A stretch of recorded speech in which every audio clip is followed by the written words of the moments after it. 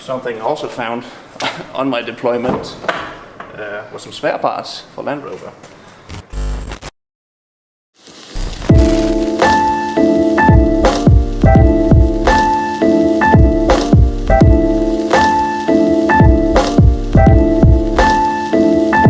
Hello guys, welcome back. I'm back as well. I'm back at the channel. I've been gone for a couple of months on deployment. That's all done now, and I've got about 5 weeks to do Land Rover stuff. And when I got back home, I decided suddenly to take my Discovery engine completely apart. The main reason for that is actually this one, which is a T-piece that goes into the oil pump, where this piece is meant to go. This is the oil pressure regulator, not regulator, reader that take the reading of the oil pressure whenever you start the engine up. Make sure you don't completely destroy your engine, and for that I wanted to put a T-piece in to get another sender in to have a gauge on the inside of the car, so I can have a look at the pressure myself, the oil pressure. But what I thought was an 1/8 MPT fitting, as they're called. It's not. This is just an M10 bolt with a fine thread, where the one I ordered was the MPT threaded, which means that it pretty much gets bigger and bigger the further you go down.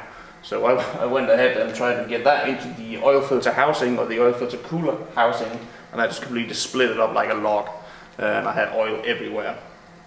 So that wasn't any good, so I had to replace that cover. Luckily on pretty much any Land Rover you can get any parts you want, so I went ahead and started taking the exhaust manifold off, and with that I found out I also had a broken stud. The bottom rear, one of the closest to the cabin, was broken, was sheared off. And I couldn't see it because the rest of the bolt was still in it, and the nut and everything, but when I took the ratchet off and started to turn it, just like there was no resistance or anything, so I just pulled that out and saw it was broken clean off. So got the exhaust manifold off, got to machine shop, and it's pretty much like a banana, more or less, the warping effect that happens. And this does happen especially when you tune the engine, getting stage 1, 2 and 3, and that's because when you get more power you also make more heat. That's just pure physics, so that probably happened with that. And some Land Rovers happens, some it doesn't, but if it happens, just take your old manifold, get it cleaned, machine the surfaces, and then it won't happen again really. So I did that, also heat wrapped it and make it look a bit more nice. So that's all taken apart on this side. It's quite easy to get to. I just had to take the belt off, take the air conditioning if you got that, swoop that to the side, turbo off, and then just start working your way out through all the bolts and such.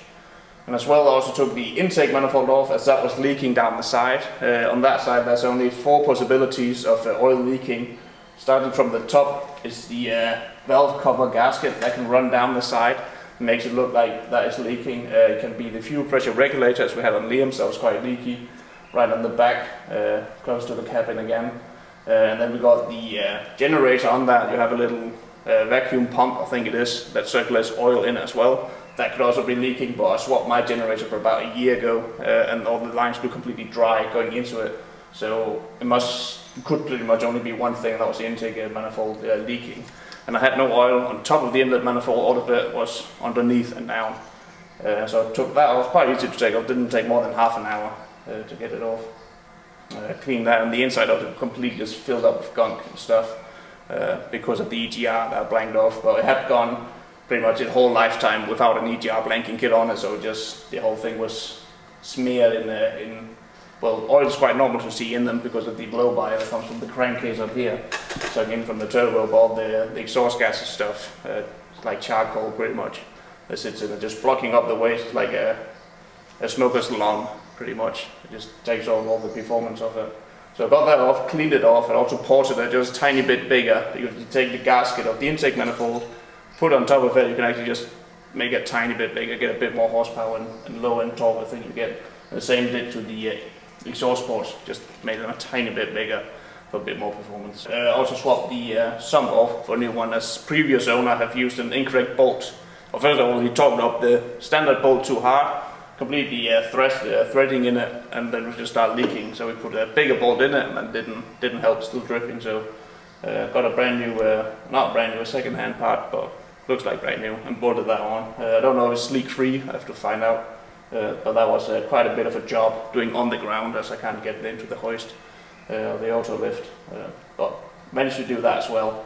So right now I'm just waiting for the last parts, taking off that bit, putting a new one bit, putting off the exhaust with the new gasket, new studs. I got the studs from the Ellie Sport. They got some really high strength, nice ones, quite expensive, but I just didn't want this happening again anytime soon.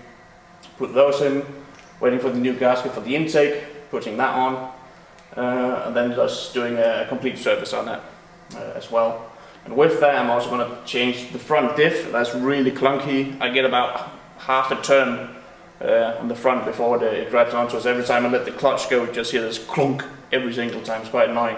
So I also found a second hand nice quality differential I'm going to throw in instead of the one I got now. I'm going to swap the gearing in the LT230 from a 1 to 2 to 1 to 1, which I got from Ashcroft. They're really helpful. Like, they know all the bits you need. If you just send the number on your unit, they'll say you need this bit, this bit, and this bit. So I'm going to get it into the workshop next week, take that off and swap the gearing. And if my gearing is in good condition, I'm going to take those out and give it to Liam, and we're going to put it into his 90s, and we're going to do a bit of show and tell when we do it on how to do it. And that way we can swap his to from a 1 to 4 gearing to a 1 to 2 gearing, which will make it quite easier to drive on highways with, you know, you go faster with lower RPMs. So here we got some of the parts I took off it to get to the oil cooler. The first one is the housing for your normal filter, sits here. Let's just hold in with 3 bolts, quite easy to get out. You take this one off. Again, 3 bolts is the centrifugal filter, and then the 2 nuts that sits on here on the sump. Take those off and you can pretty much remove it. No fuss there. Here we got the manifold. I got machined completely down, nice surfaces. And what happened, he said, was that these two were just starting to warp outwards. That then explained why this one sheared off. These one were sort of in line, but these ones just completely bent out. So what I did was I removed the whipping in between here, just an angle grinder and a tool to get those off. And after that I wrapped it in this heat material here, heat wrap, which hopefully should stop some of the heat getting into the engine bay and actually like getting pushed down into the exhaust system instead, where it belongs. I really wanted to get it ceramic coated, which is a thing I found out about. But unfortunately the paint shop have been closed for the summer holidays, so I can't do that right now. Of course, as well, blanked off the EGR once again with them. I drilled up the holes and put some bigger bolts in it just to make sure I can get them out again. And here we got the intake manifold, which again ported just a tiny bit bigger. It wasn't really much, but made them a tiny bit bigger. Make sure the surface is nice and clean. And cleaned the inside of it. Like, it was completely black with oil and tar looking like stuff. So it took about an hour of just solid cleaning and using some different engine cleaner and diesel and stuff to get it all out. But it looked pretty clean now. I'm pretty happy with it. So that should be ready to go on. The only thing I need now is just the new gasket for it to throw on. The same goes to the exhaust manifold.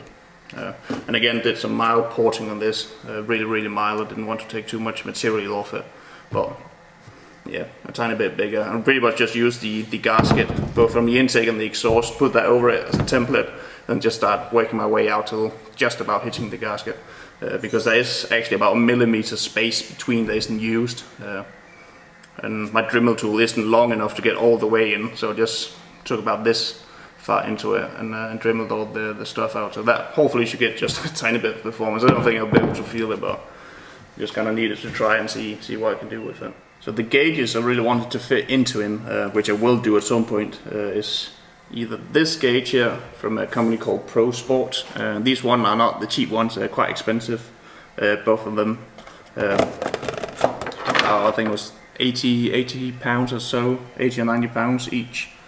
For them. These ones look a bit more futuristic, and they're all completely electronical. So you've got a sensor separated into the engine bay, then a wire runs into this and tells you what the oil pressure is and the turbo pressure, which are the two I want to have into the cabin. So I'm gonna install this one, or first of all I thought about doing these ones a bit more retro looking, maybe blending a bit more in compared to a high spec with all the lights and bleeps and things. But I really don't know which one to go for. If it should be these ones or the bit newer ones here. So maybe you can tell me down in the comments which one you would prefer to see into it, because I'm really in doubt here which one to go for.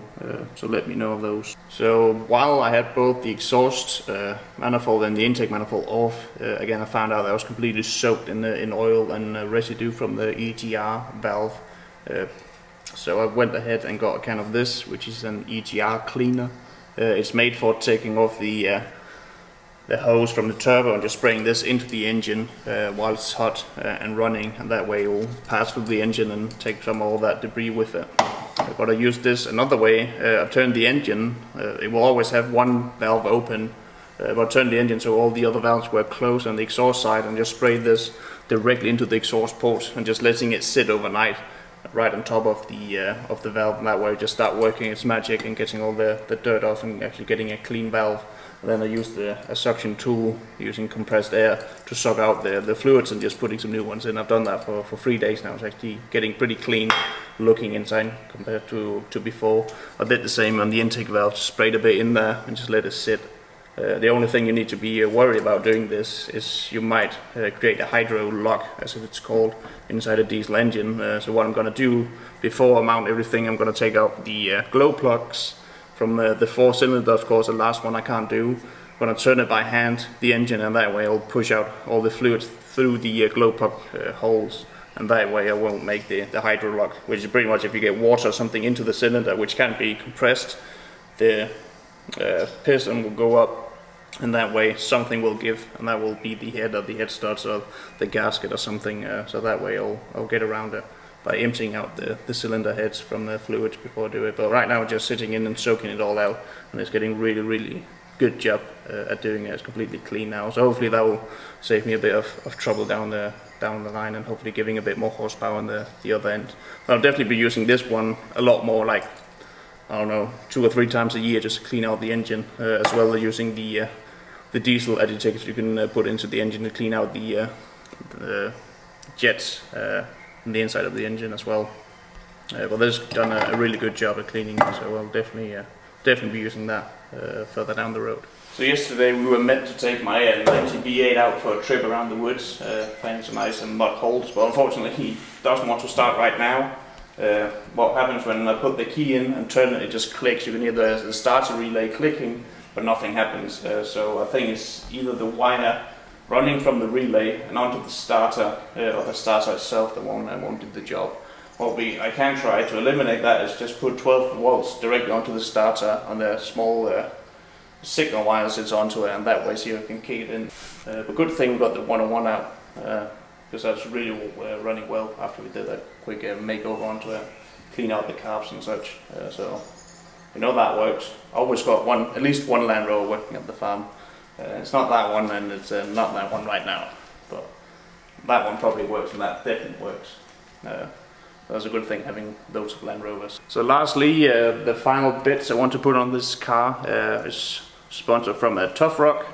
We also their brand ambassadors right now. I got this some time ago. I really want to fit it onto the dash. It sits right beneath or right in front of the gear lever, and you get different kind of outputs here. I chose for the 2 times a USB ports and one standard 12 volt socket, and as well the voltage reader to go onto it. It's pretty cool. Really nice material as well, and nicely cut with the logo and everything onto it. Other than that, I also got new mud flaps all the way around, as well as brackets for it, as I got a bit wider wheels, road wheels. They're sitting just on the edge of the flare here, which means I got a nice spray pattern here on the bit. So hopefully those should clear some of that up. And as well also in the center console where the gear lever and the 2 gear levers sits, the controls for the windows. I also got a piece of that just made out of metal instead. Really nice looking, instead of that flimsy plastic that's in it now. Other than that, something I also found on my deployment was some spare parts for Land Rover. So while we went shooting in the big shooting terrain, they had an old Land Rover from the military police I've been shooting at. And of course, me and my friend went out one night. We were living there for 10 days straight, in the tent, and we thought we might as well just take one of the cars out and start salvaging parts. So I got this from it. I got all the plates as well, like the the chassis plates and the like code and everything for it. I got that taken off as well, so I don't think that car will be driving again. And even better, I've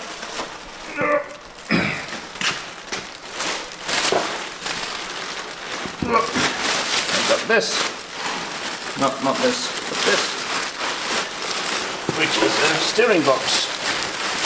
A standard Defender 4-bolt steering box, which is in need of some love, but that will be going on to the Creeper, which is pretty nice. I found this instead of having to buy it. Yeah, so that will be going on, and I found these ones, two of them, that sit in the wings, right on top of the shock towers in front. One of them actually broken on my 90, so I'm going to be using one of these to replace it, and a reservoir as well for it to go onto it. So got a bit of souvenirs as well, Land Rover related. It's pretty cool. Yeah, and a horn as well. It's completely brand new horn on it. I might as well take that with me. I'm pretty sure these are universal, so this one will also fit my Discovery. I think so. So that's pretty cool to have those parts with it. But that was everything out for you guys in this little quick update. Let us know if you want an update on the Creeper as well. I got a ton of parts for it.